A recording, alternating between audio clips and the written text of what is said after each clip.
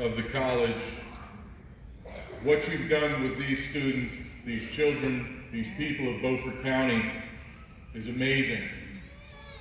They yet to understand a lot of what that is going to mean, particularly the younger ones as they move forward.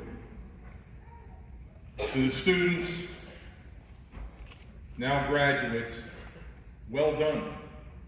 You have done something that few have in their lifetimes. Today, you're going to take the first step in an adventure called Life After College. You have successfully completed a very impressive achievement, and I wish to congratulate you for that. In fact, I'd ask that everybody give you one more round.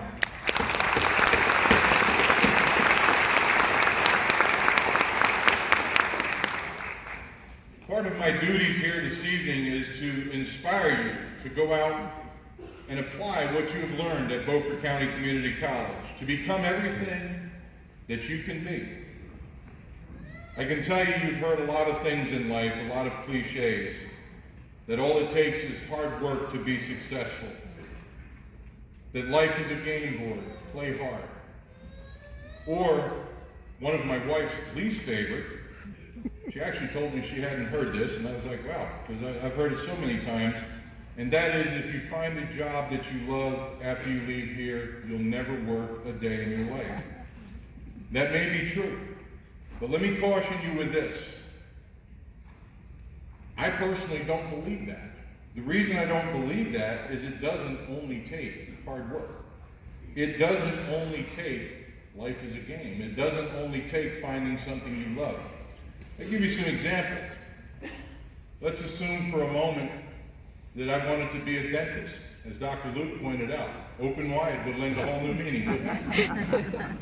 Any of you that have shook my hand understand that very well, okay? So although I might be somebody who loved dentistry, I don't think I could be successful in something like that. The lessons that life has taught me is life is not fair. Sometimes it'll take an unexpected turn. Life often hands you what you don't want or don't like, or things that you think you might not be able to handle. I've had successes, I've had failures.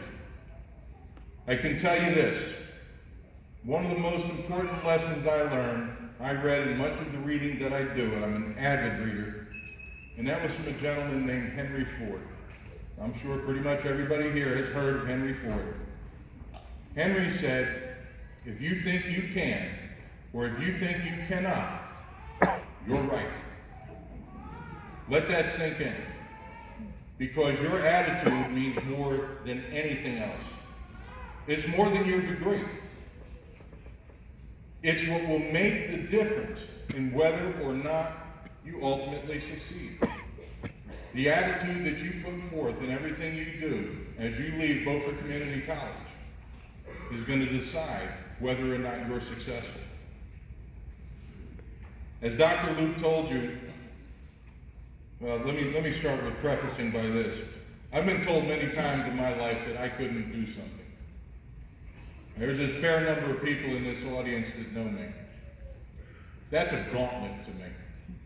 When you tell me I can't do something, you make me more determined to go out and do it. I will be successful. I will have nobody stand in my way or anything. I was told when I was a young man, when I first met my lovely bride, Vicki, she'll never marry you. I told all my friends, I want to marry Vicki.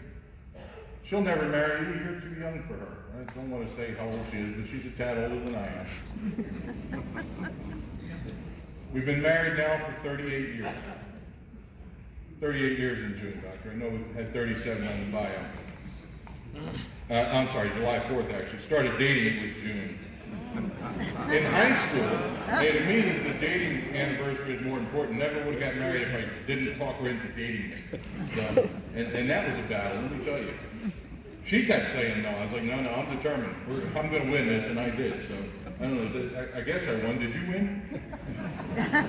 She's shaking her head, yes, that's a good thing. Back in high school, my high school vice principal was Joseph Monterano. I had a close relationship, I guess would be a good way to put it, with my high school vice principal. I visited his office entirely too many times, I suspect. And some of the people here that know me, like Patricia and some of those, they understand that. I was a bit of a cut up in school, that type of thing, so I had a good relationship with Joseph Monterano.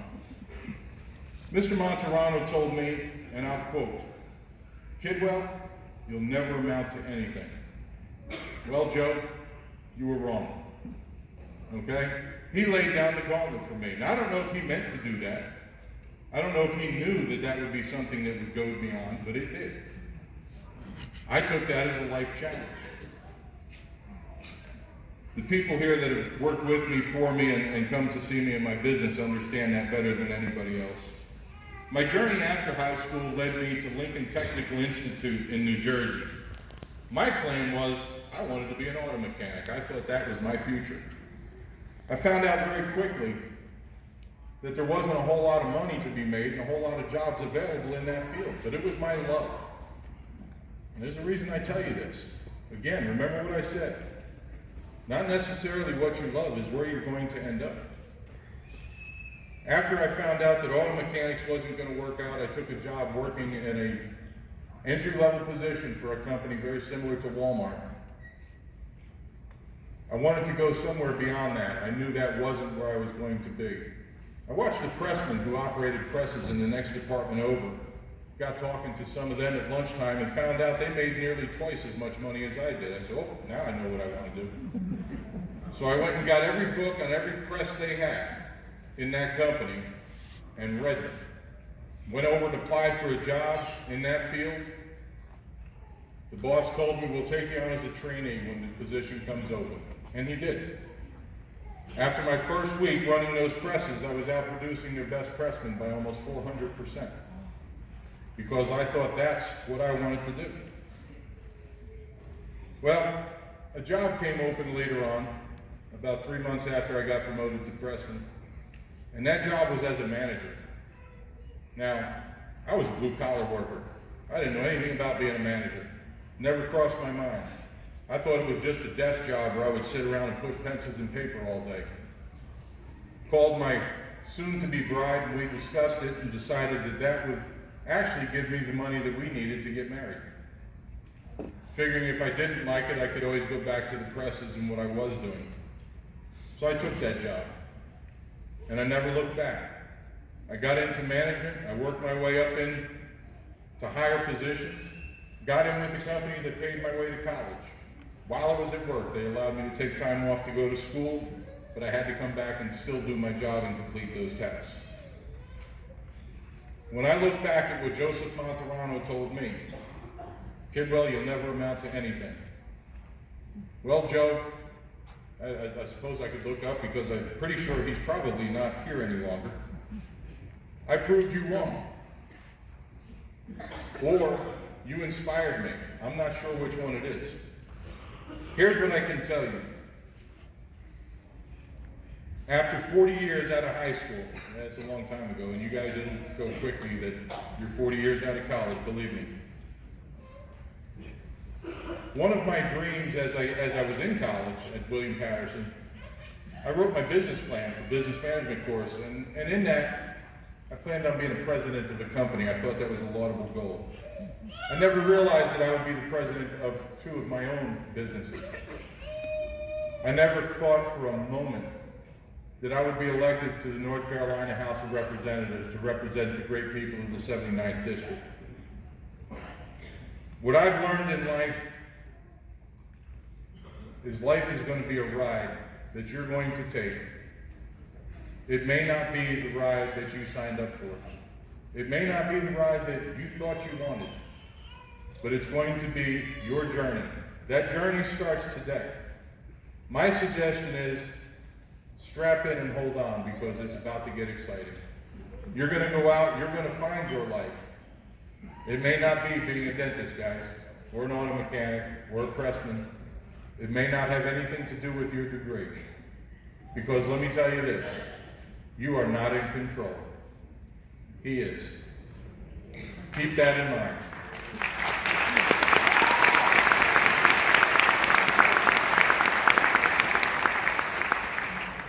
I suggest that you grab on to what is put before you with gusto. Remember a few things. Your attitude is what's going to make you successful. If you want a job, dress for the job you want, not the job you have. When you go in and see somebody on an interview, and I tell you this as somebody who has run several businesses, look them in the eye, smile, and shake their hand like you mean it. I've won jobs with the right handshake. Of course, the size of my hand might add something to it. But your determination, your attitude in life as you move forward is going to be what makes you successful. Your degree is going to help. Your family will help. As you grow older, and some of you may already be at the childbearing stage and already have them, your children will help you. I know that mine did. They help you by inspiring you. They help you by pointing you in the right direction, by keeping you grounded. But most of all, what I want you to remember is this journey of life that you're beginning to run on is going to be the result of one thing and one thing alone, and that is God's plan for you. Enjoy it. Congratulations. Go out and have the best time you can with these degrees that you've earned and be very proud of what you've accomplished. Thank you all very much.